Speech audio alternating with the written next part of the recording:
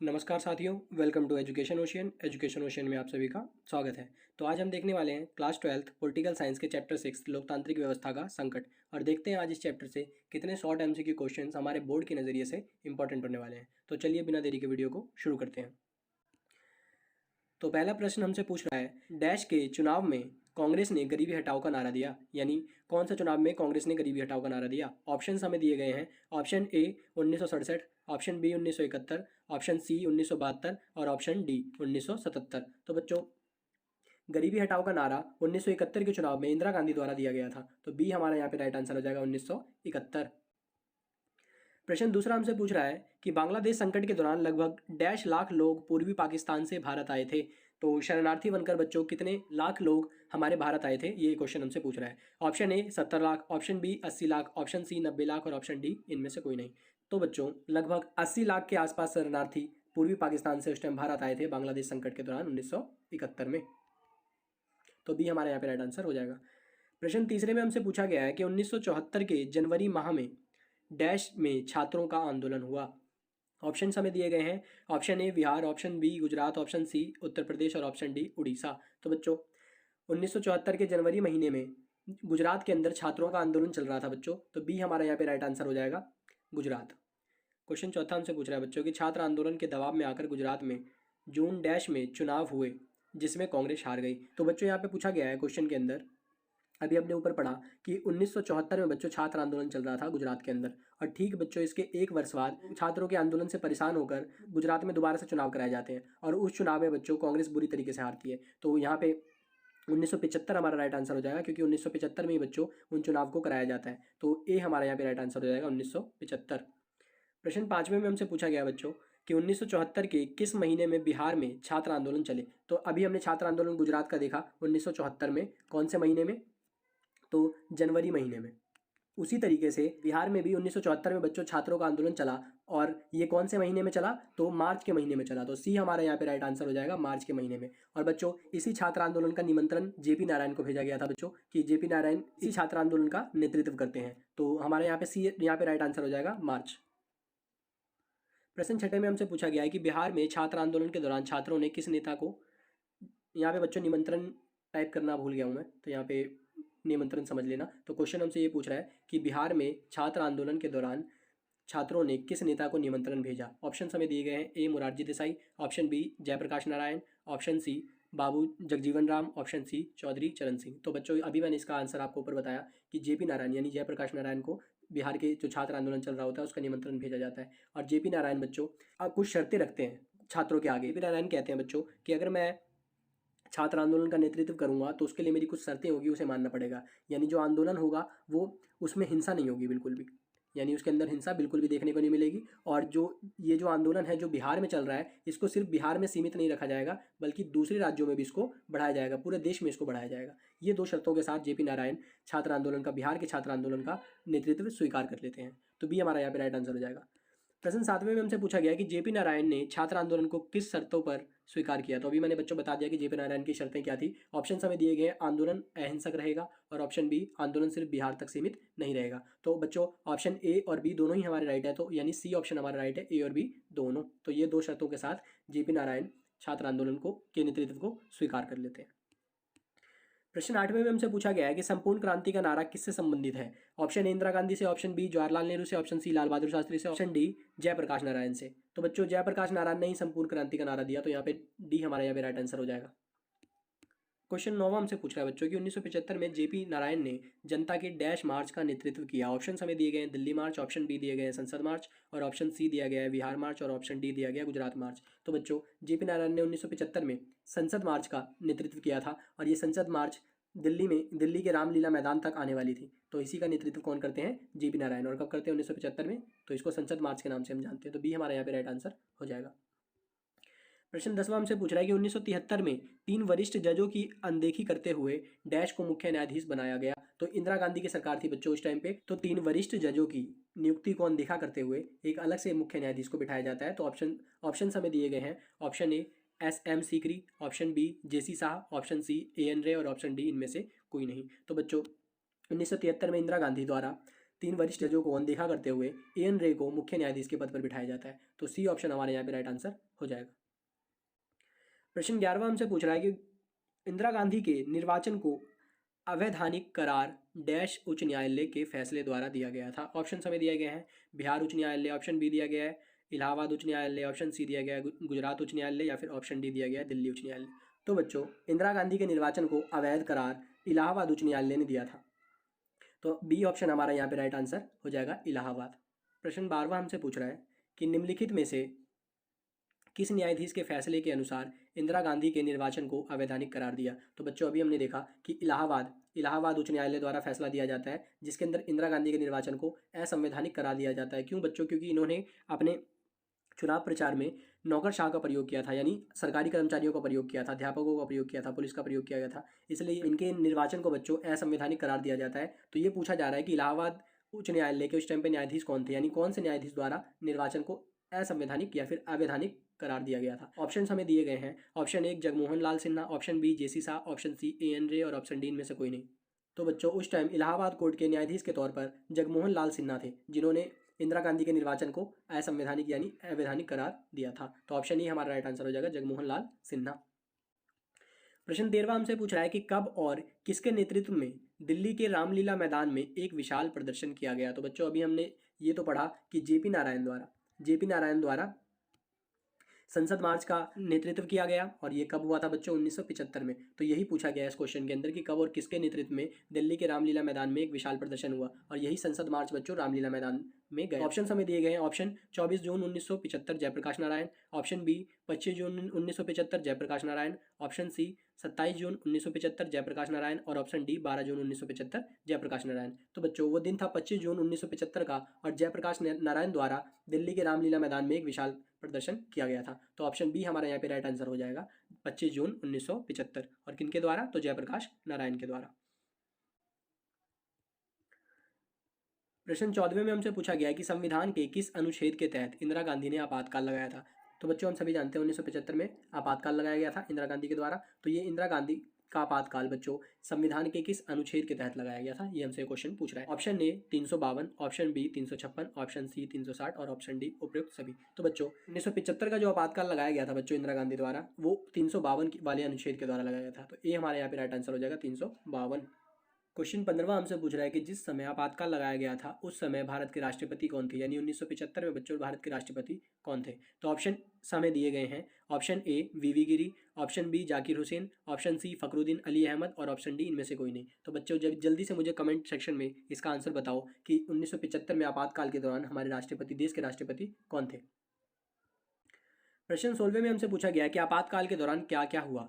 तो ऑप्शन हमें दिए गए हैं, ऑप्शन ए विरोध आंदोलन रुक गए, ऑप्शन बी विपक्षी नेताओं को जेल में डाल दिया गया, ऑप्शन सी प्रेस की आज़ादी पर रोक लगा दी गई, और ऑप्शन डी उपयुक्त सभी। तो बच्चों ये सभी प्रकार की घटना हमें आपातकाल के दौरान देखने को मिलती है, यानी विरोध आंदोलन अचानक से रुक जाते हैं बच्चों क्योंकि विपक्षी नेताओं को उठाकर जेल में डाल दिया जाता है, और प्रेस की आज़ादी पर रोक लगा दिया जाता है जिसे हम प्रेस सेंसरशिप कहते हैं। तो प्रेस सेंसरशिप के माध्यम से प्रेस की आज़ादी पर रोक लगा दिया जाता है। तो उपयुक्त सभी यानी डी हमारा यहाँ पे राइट आंसर हो जाएगा। प्रश्न 17वें में हमसे पूछ रहा है कि निम्नलिखित में से किसने प्रेस पर लगने वाले प्रतिबंध का विरोध किया। ऑप्शन हमें दिए गए हैं, ऑप्शन ए इंडियन एक्सप्रेस अखबार, ऑप्शन बी स्टेटमेंट अखबार, ऑप्शन सी ए और बी दोनों, और ऑप्शन डी इनमें से कोई नहीं। तो बच्चों इंडियन एक्सप्रेस और स्टेटमेंट इन दोनों ही प्रकार के समाचार पत्रों ने प्रेस पर लगने वाले प्रेस सेंसरशिप का विरोध जताया था। तो हमारा सी यहाँ पे राइट आंसर हो जाएगा ए और बी दोनों।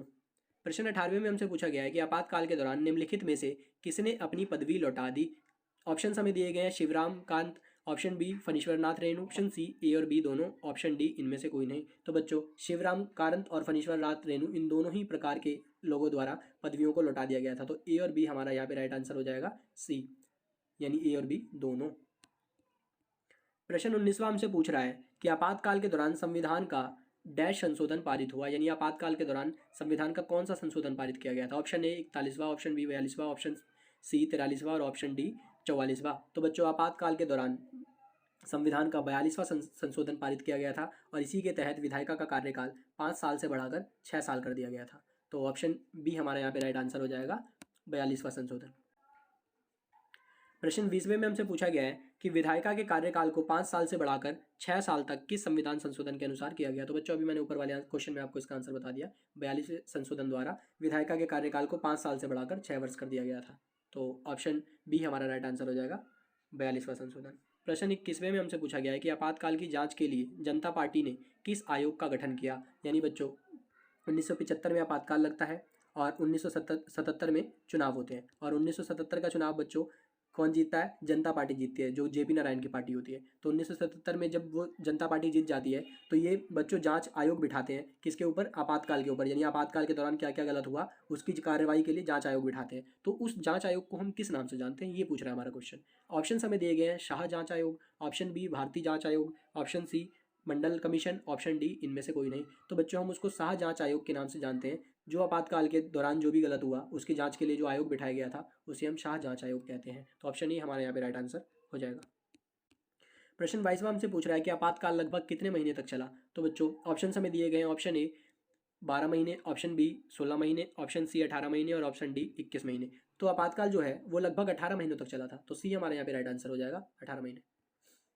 प्रश्न 23वें में हमसे पूछा गया है कि आज़ादी के बाद पहली बार कांग्रेस लोकसभा चुनाव कब हारी। ऑप्शन हमें दिए गए हैं, option A 1971, option B 1975, option C 1977 और ऑप्शन डी 1967। तो कांग्रेस बच्चों 1971 के चुनाव में तो पूर्ण बहुमत के साथ इंदिरा गांधी की सरकार आ जाती है, लेकिन 1977 के यानी आपातकाल की घटना के बाद बच्चों जो चुनाव होते हैं 1977 के, उसमें कांग्रेस बहुत बुरी तरीके से हारती है। तो पहली बार ऐसा होता है कि कांग्रेस को इतने कम सीटें प्राप्त हुई होती है। तो यहाँ पे सी हमारा राइट आंसर हो जाएगा, 1977। प्रश्न 24वें में हमसे पूछा गया है कि आपातकाल के बाद लोकसभा चुनाव में जनता पार्टी तथा सहयोगी दल को कितनी सीटें मिली। तो बच्चों अभी मैंने आपको बताया कि 1975 के आपातकाल के बाद इलेक्शन होते हैं 1977 में, जिसमें जनता पार्टी सरकार में आती है। तो जनता पार्टी गठबंधन से आती है जिसके अंदर जनता पार्टी तथा उसके सहयोगी दल होते हैं। तो यहाँ पे क्वेश्चन में पूछा गया है कि जनता पार्टी प्लस उसके सहयोगी दलों को टोटल कितनी सीटें प्राप्त हुई। तो ऑप्शन हमें दिए गए हैं, option A 542, option B 330, option C 154 और ऑप्शन डी 160। तो बच्चों जनता पार्टी और सहयोगी दल के गठबंधन को 330 सीटें प्राप्त होती है। तो बी हमारा यहाँ पे राइट आंसर हो जाएगा। लेकिन बच्चों एक और क्वेश्चन अगर आपसे इस तरीके से पूछता है कि केवल जनता पार्टी को, अकेले जनता पार्टी को कितनी सीटें मिली, तो 295 के आसपास सीटें जनता पार्टी को मिली थी। और सहयोगी दल यानी उसके गठबंधन की सीटें मिला के 330 सीटें टोटल दोनों के गठबंधन को प्राप्त हुई थी। तो बी हमारे यहाँ पे राइट आंसर हो जाएगा, 330। प्रश्न 25वें में पूछा गया हमसे कि आपातकाल के बाद लोकसभा चुनाव में जनता पार्टी को कितनी सीटें मिली। तो अभी मैंने आपको ऊपर वाले क्वेश्चन में इसका आंसर बता दिया बच्चों कि अगर आपसे केवल जनता पार्टी की सीटें पूछे तो कितनी सीटें मिली बच्चों, तो 295 सीटें मिली। तो सी हमारे यहाँ पे राइट आंसर हो जाएगा। प्रश्न 26वें में हमसे पूछा गया है कि 1977 के चुनाव में इंदिरा गांधी कहाँ से चुनाव हारी। ऑप्शन हमें दिए गए हैं, A Amethi, option B Raebareli, option C Allahabad और ऑप्शन डी मथुरा। तो बच्चों जो इंदिरा गांधी थी वो रायबरेली से चुनाव लड़ रही थी। तो रायबरेली से वो खुद चुनाव हार जाती हैं 1977 के चुनाव में। और अमेठी से बच्चों इंदिरा गांधी के बेटे संजय गांधी चुनाव लड़ रहे होते हैं, जो कि अमेठी से भी चुनाव को हार चुके होते हैं। तो संजय गांधी अमेठी से चुनाव हारते हैं और इंदिरा गांधी रायबरेली से चुनाव हारती है। तो इस क्वेश्चन का राइट आंसर बी हो जाएगा, रायबरेली से चुनाव हारती है इंदिरा गांधी। प्रश्न 27वें में हमसे पूछा गया है कि 1977 के चुनाव में संजय गांधी कहाँ से चुनाव हारे। तो ऊपर वाले प्रश्न में मैंने अभी इसका आंसर बता दिया बच्चों कि संजय गांधी कहाँ से चुनाव लड़ रहे थे, तो अमेठी से लड़ रहे थे और वहाँ से वो चुनाव हार जाते हैं 1977 के चुनाव में। प्रश्न 28वें में पूछा गया है बच्चों कि 1977 के चुनाव में जनता पार्टी जीती, उसके बाद किन के बीच प्रधानमंत्री पद को लेकर होड़ मच गई। तो 1977 के चुनाव में बच्चों जनता पार्टी की सरकार आती है और जनता पार्टी किसी पार्टी थी बच्चों, तो जेपी नारायण की पार्टी थी। और जब जनता पार्टी बच्चों जीत जाती है इलेक्शन में, तो उसके बाद पीएम पद के लिए 3 दावेदार सामने आ जाते हैं बच्चों। और कौन कौन से दावेदार होते हैं वो, तो पहले होते हैं मोरारजी देसाई, दूसरे होते हैं जगजीवन राम और तीसरे होते हैं चौधरी चरण सिंह, जिनमें से बच्चों पीएम मोरारजी देसाई को बना दिया जाता है। तो क्वेश्चन हमसे यही पूछ रहा है कि किन 3 लोगों के बीच में पीएम पद के लिए होड़ मच गई, यानी कंपटीशन होने लगा। तो ये तीनों ही सही आंसर है बच्चों, तो डी हमारा राइट आंसर हो जाएगा, उपयुक्त सभी। लेकिन ये याद रखना बच्चों कि पहले पीएम किसको बना दिए जाते हैं, मोरारजी देसाई को, पर इनकी सरकार ज़्यादा महीने तक नहीं चलती, केवल 18 महीनों तक ये सरकार चला पाते हैं। तो हमारा डी यहाँ पे राइट आंसर हो जाएगा, उपयुक्त सभी। प्रश्न 29वां हमसे पूछ रहा है बच्चों कि 1977 में बनी मोरारजी देसाई की सरकार ने कितने महीने में बहुमत खो दिया। तो अभी मैंने बताया बच्चों कि 1977 के चुनाव में जो 3 लोग सामने आ गए, 3 दावेदार सामने आ गए पीएम पद के लिए, चौधरी चरण सिंह, मोरारजी देसाई और जगजीवन राम। तो उनमें से किसको पीएम बनाया जाता है, मोरारजी देसाई को बना दिया जाता है। कुछ टाइम बाद बच्चों समर्थन जब पार्टियां वापस खींच लेती है तो मोरारजी देसाई की सरकार गिर जाती है। और ये क्वेश्चन में वही पूछा गया है कि कितने महीने में गिर जाती है। तो अभी मैंने ऊपर बताया था आपको ऊपर वाले प्रश्न में कि मोरारजी देसाई की सरकार केवल कितने महीने तक चलती है, 18 महीनों तक चलती है, उसके बाद समर्थन वापस खींच लिया जाता है। तो ऑप्शन डी हमारा यहाँ पे राइट आंसर हो जाएगा 18 महीने। प्रश्न 30वें में हमसे पूछा गया कि मोरारजी देसाई की सरकार के समर्थन खो देने के बाद कांग्रेस की मदद से डैश को प्रधानमंत्री बनाया जाता है। तो जब बच्चों मोरारजी देसाई से समर्थन वापस ले लिया जाता है तो कांग्रेस की गठबंधन से दोबारा से चौधरी चरण सिंह को पीएम बना दिया जाता है कांग्रेस के गठबंधन से द्वारा, यानी कांग्रेस की मदद के द्वारा। लेकिन कांग्रेस भी क्या करती है बच्चों, चौधरी चरण सिंह से भी अपना समर्थन वापस ले लेती है। कांग्रेस केवल इनको 4 महीने तक समर्थन देती है और 4 महीने बाद चौधरी चरण सिंह की भी सरकार गिर जाती है।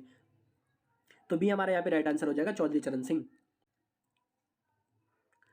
प्रश्न 31वें में पूछा गया है कि चौधरी चरण सिंह की सरकार मात्र डैश महीने तक सत्ता में रही। तो अभी मैंने आपको ऊपर वाले क्वेश्चन में इसका आंसर बता दिया बच्चों कि 4 महीने तक वो शासन करते हैं और उसके बाद जब कांग्रेस अपना समर्थन वापस खींच लेती है तो सरकार उनकी गिर जाती है केवल 4 महीनों के अंदर। और उसके बाद दोबारा से चुनाव कराने पड़ते हैं 1980 में, और जिसके अंदर से दोबारा से किसकी पार्टी आ जाती है, तो इंदिरा गांधी की कांग्रेस पार्टी दोबारा से सत्ता में आ जाती है और बहुत ही भारी वोटों के साथ आती है।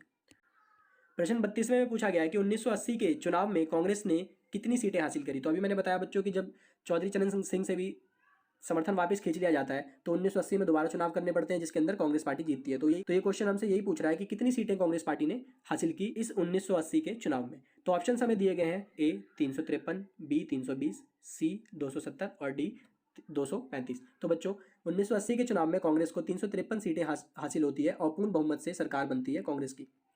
तो ये हमारा यहाँ पे राइट आंसर हो जाएगा 353।